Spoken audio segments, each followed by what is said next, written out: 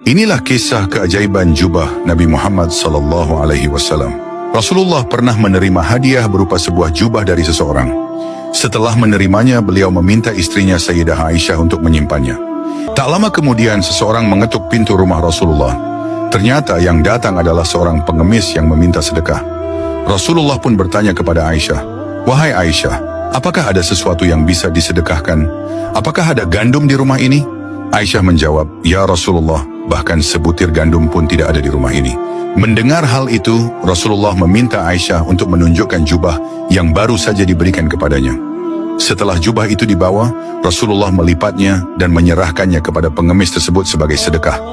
Pengemis itu sangat bahagia menerima jubah dari Rasulullah.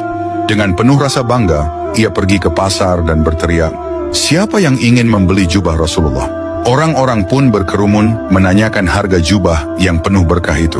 Di antara mereka, ada seorang pria buta yang mendengar tentang jubah tersebut.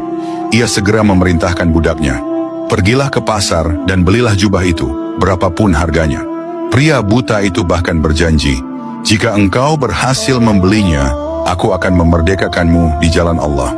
Sang budak pun pergi ke pasar dan berkata kepada penjual jubah, "Majikanku ingin membeli jubah ini, berapapun harganya, aku akan membayarnya."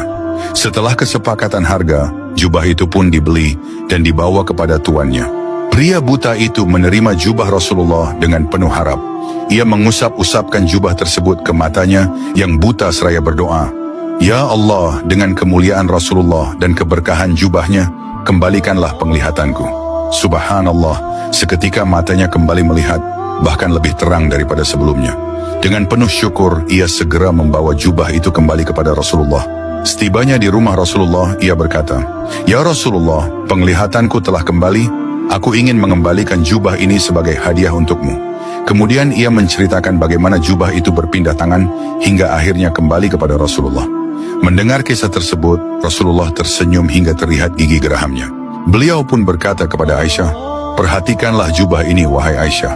Ia telah mengkayakan seorang miskin, menyembuhkan orang yang buta, memerdekakan seorang budak, dan kini kembali lagi kepada kita."